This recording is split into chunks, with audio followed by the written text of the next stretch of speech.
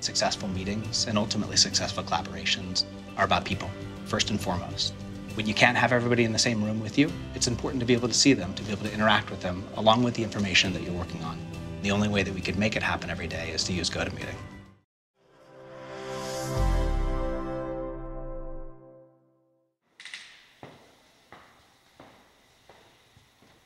I'm Michael Parris Dudell, entrepreneur, speaker, and best-selling author of Shark Tank Jumpstart Your Business. This is a show about discovery, about showcasing the next generation of business and media influencers. It's new, it's now, it's the next crop. Hi everyone, welcome to The Next Crop. I'm Michael Parris Dudell. My guest today is Nomiki Konst, an entrepreneur, speaker, and the former 2012 congressional candidate for the 2nd District in Arizona. Today, her latest endeavor is the Accountability Project. Nomiki, thank you so much for being here. Thank you so much for having me, Michael. Yeah, this is great. So business and politics and media, you sort of do it all. Yeah. When did you decide that you wanted this kind of career? Because this kind of career isn't just a career, it's a lifestyle. It's a way of living in this world. So how did you make that decision? Well, I mean, right off the bat, I have a very short attention span. So I have to be busy, I have to be engaged. And so if one area of my life is sort of quiet, I have to be doing something else on another side of my life. And I'm perpetually curious. So I think it stemmed from my curiosity about the media environment, the political environment, and the fact that I'm an only child, so I'm used to doing things on my own, which, you know, is a natural transition into entrepreneurialism. Yeah, so. I'm an only child too, so I understand. We get bored too easily. Yeah. That's the problem, right? So do you think that, I feel like media, business, politics, they actually all sort of stem from the same core passion, interest, and that's to make a difference in the world and to have an impact. Yes. And I think that's a really bold and a really meaningful sort of passion to have in this world. Now, with politics, do you feel like that, when you were running for Congress, did you feel like that was the best way to affect change? I think, a lot of what goes on in politics is opportunity. It's just opportunity meets luck meets preparation. Yeah. When I decided to run, I didn't necessarily know I was going to be running at that time. I knew. And you were 28 years old. 28 years old. Okay. I had just turned 28. Wow. In fact, I decided when I was 27. Yeah. And then I had a birthday, and then I launched my campaign the next day. Wow. It was one of those situations where I knew I wanted to run, and I knew I wanted to run in my hometown. I didn't know necessarily for what. Yeah. But I knew that based on my skills, my experience in debate and national policy, that was probably the best area for me to get involved in politics. The situation popped up where my Congresswoman Gabby Giffords, had stepped down after being in office for another year after the tragedy.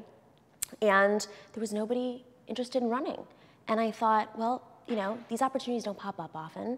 It's not often that a seat opens up and that everybody has an opportunity to engage in the democratic process. And I thought long and hard about it, spoke with people who know a lot more about politics than I do, and they said, give it a go, what can happen? Yeah, so as a 28-year-old running in a very conservative state, and a state that is probably, there's an older population there, right? What was that experience like for you as a millennial, as a 28-year-old? What are the challenges that you faced because of your age and probably your gender? Well, definitely the gender. I would say gender number one, and then age. Really? And a lot of people wouldn't necessarily think that way, but most women who do enter office, at least at the federal level, have entered in a special election, an appointee position. For a woman to run, they have to be asked 7 or 8 times before they even consider it, versus a man who, and this is statistical, just will wake up and say, I'm gonna run for office. So it was tough for me to own the fact that I was running for Congress, such a big race. There was a lot of attention on that race, and even though I was raised in a political home, my mother was an elected official, my grandfather was a chief of staff of a congressman. This was my bread and butter. Yeah. I still couldn't own the fact that I was running. Yeah. And this district, even though Arizona is a state that's known for its conservative policies and its elderly, senior citizen population, there were some transitions happening in the state. There are more independents in Arizona than there are in the Democratic Party or the Republican Party. Yeah. And those independents happen to be Latino, they happen to be millennials, and they happen to be senior citizens.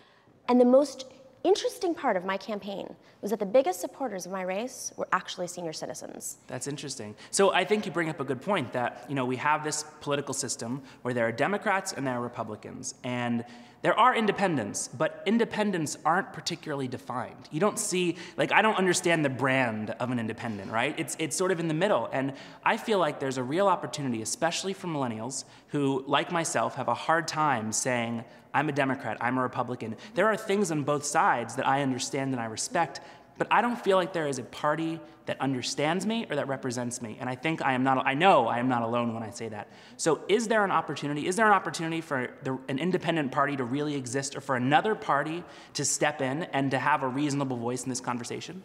I think that's the big question that everybody's talking about right now. People are talking about it in the Democratic Party, people are talking about it in the Republican Party. It's happening in the Republican Party.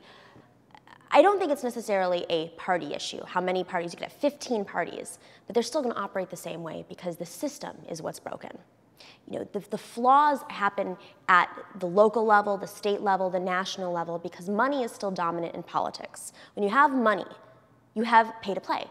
And you know, what should qualify a candidate should not be whether their viability should not depend on how much money they can raise and whether they have rich friends or they grew up in an environment where they had access to those resources. Yeah. And that's why you don't have citizens in office, you know, real citizens in office who reflect the communities that they support. And when you bring money into it, it changes the game entirely. Exactly. It invites corruption. It invites all of these behaviors that we see and that as a public, as a citizen group, I feel like we're really sick of seeing. And we need some change and we need some reform. And I think that's part of why you started the Accountability Project, which I'd love to hear a little bit about. So the Accountability Project launched last month. We're very excited.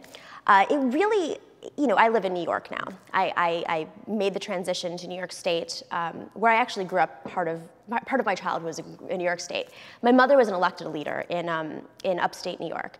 And the reason I mention that is because New York has this reputation for being, you know, Tammany Hall, corruption. Half of Albany is going to jail right now for financial misconduct, corruption, sexual misconduct. It's just rampant in the state. So, you know, we launched the Accountability Project because we saw this happening left and right. And we had been working for politicians and elected leaders that, you know, had questionable reputations, questionable practices. You know, they were good on 80% of the issues, but there were 20% where they were, you know, maybe pay to play, maybe there's a little corruption, maybe there's a little sexual harassment. And we were just sick of it. But do you think that's ever going to change? I would like to say, I wouldn't call myself an optimist. As a realist, I would like to say that maybe one day if we work hard it can change. But it feels to me like this word change is even exhausted in the political landscape.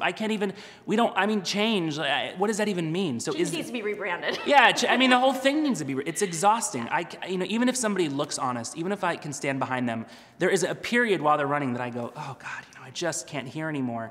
Is this system fixable?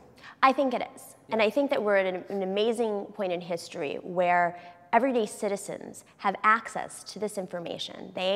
What rules? Sure, money is very important in politics, but there's one thing that'll change a politician's mind, and that is the public's opinion, way before anything else. Will they get reelected?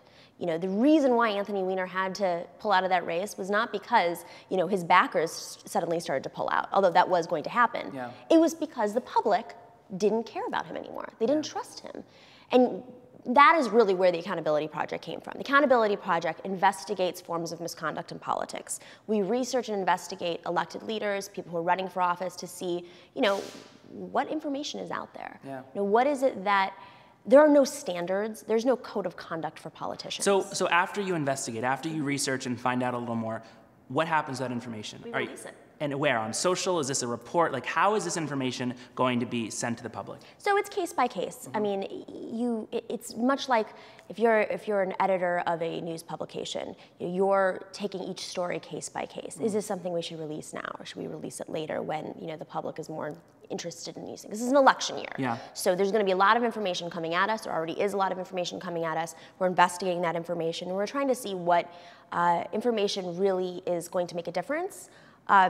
You know, we will be releasing this information in different, so if it's a big story, obviously we're going to send it out to the newspapers. Sure. And we have some partnerships right now in formation with certain publications that are more than willing to accept our information. Yeah.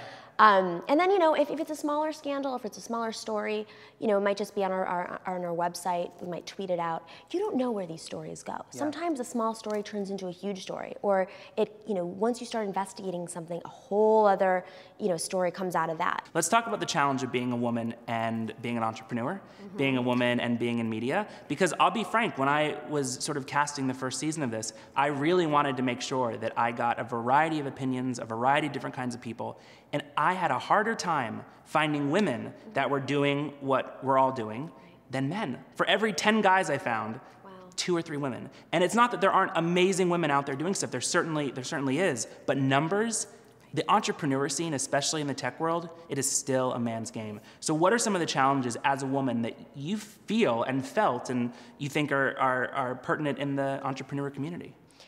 So this is the 3rd organization I've started. The 4th, well, I've always been an entrepreneur. I've always worked on little projects, but this is the 3rd big organization I've started. And the 2nd organization, the first one was in college. That's important, but it's a totally different structure. The 2nd organization I started was about 8 years ago. And at that time, that was pre-recession. That was pre-entrepreneurial like bubble. Yeah. You know, before apps popped up, before spaces like WeWork popped up. You know, nobody was talking about these issues. And when I started it, you know, I was very insecure. I didn't really see how insecure I was, a little bit because of my age, a little bit because of my gender, but I stood out. You know, when I went into meetings and I said, you know, we'd like funding on this issue or on this organization, this project that we're working on through the organization, which was called Alliance Hollywood, investors and donors were harder on me. Yeah. And I didn't know at the time if that was just because I was young and I was a woman and, you know, people who started organizations were not typically my age at that time, or if it was because I was young and I was a woman. Now, as I've grown into myself and I'm more confident and secure, I still see that other women are having these issues, even though that the space is saturated and there are entrepreneurs everywhere, left and right. And there are more VCs out there willing to fund entrepreneurs who are younger. I still see and I hear from friends of mine who are facing issues based on gender. Well, you are certainly proving that women can be successful in politics and in entrepreneurship. Thank you so much for being here. My guest today has been Nomiki Konst. She is the co-founder of the Accountability Project. You can find out more about Nomiki on her site, nomikikonst.com, or on Twitter. You can follow her. That's @NomikiKonst. And if you like today's episode, don't forget there's 5 minutes more at thenextcrop.com/more. That's right, 5 minutes, all free. It's the only place you're going to find it. We're going to be talking about how young people, or I guess people of any age, can make a bigger impact in their communities, whether that's through politics or entrepreneurship. That's all at thenextcrop.com/more. Thanks so much for watching. We'll see you next time.